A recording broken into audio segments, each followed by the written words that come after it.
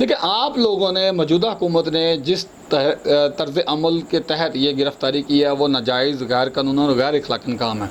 اور اگر اسی طرح دیکھا جائے تو اس سے پہلے خواجہ آصف کے کیا الفاظ تھے، نواز شریف صاحب کے کیا الفاظ تھے، راجہ پرویز اشرف صاحب کے کیا الفاظ تھے، زرداری صاحب کیا اس کے بعد ان جو مجاہدین تھے ان کو قتل کروانے میں ملتان کے مقامی وڈیرے اور جگیردار، یہ 1857 کے بعد بنایا گیا تھا. 1860 کے اندر جب ملتان کے اندر ایک کینٹ جو برٹش آرمی کے اندر کام کرتا تھا.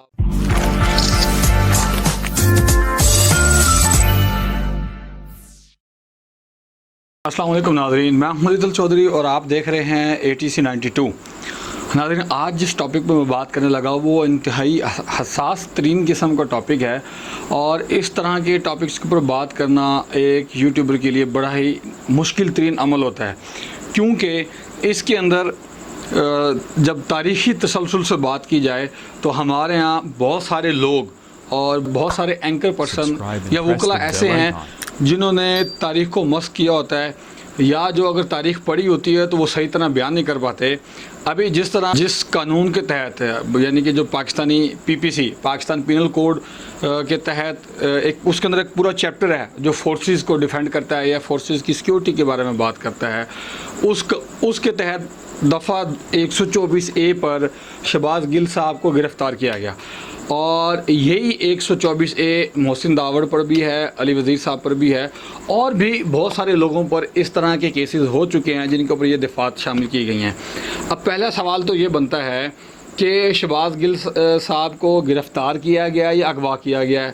گرفتار کرنے کا جو قانون جو میں نے پڑھا ہے یا سمجھا ہے اس کے مطابق تو یہ ہے کہ آپ پہلے FIR کروائیں اور ان کے گھر میں نوٹس بھجوائیں، یا SHO متعلقہ تھانے کا وہ نوٹس لے کر جائے اور ان کے گھر سے ان کو برآمد کر لے کر آئے، باوردی با یونیفارم اور سرکاری گاڑی پہ جائے.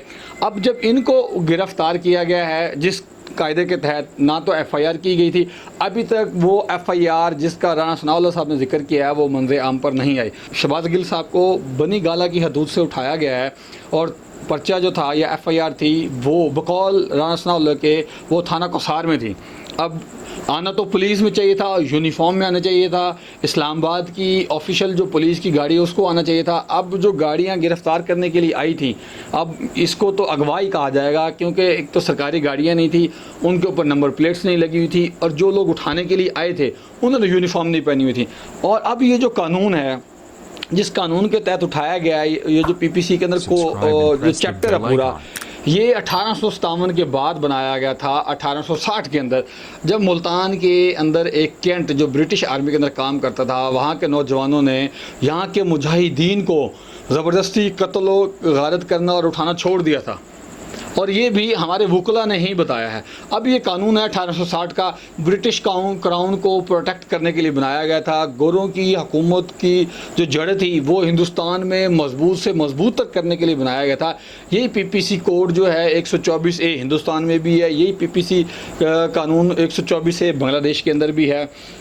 جہاں پہ کلونیلزم سسٹم تھا وہاں پہ یہ قانون بنایا گیا کہ جو مرضی ہو جائے آپ نے اس کے اوپر عمل درآمد کرنا ہی کرنا ہے.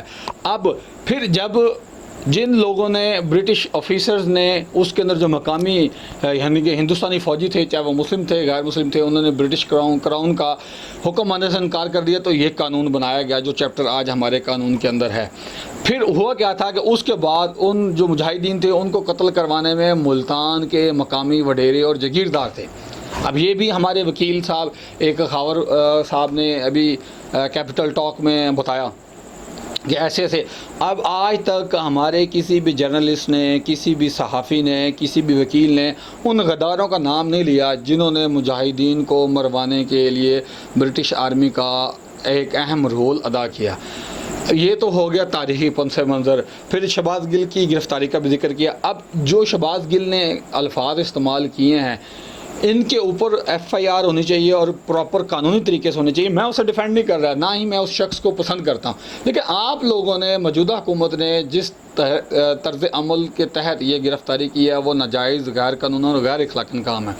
اور اگر اسی طرح دیکھا جائے تو اس سے پہلے خواجہ آصف کے کیا الفاظ تھے، نواز شریف صاحب کے کیا الفاظ تھے، راجہ پرویز اشرف صاحب کے کیا الفاظ تھے، زرداری صاحب کیا کہتے تھے کہ تم تو 3 سال کے لیے نوکر بن کر آئے ہو، تو پھر ان کے اوپر بھی ایف آئی آر ہونی چاہیے، ان کے اوپر بھی پرچے ہونے چاہیے، ان کو بھی اس طرح اٹھانا چاہیے۔ قانون تو سب کے لیے برابر ہونا چاہیے۔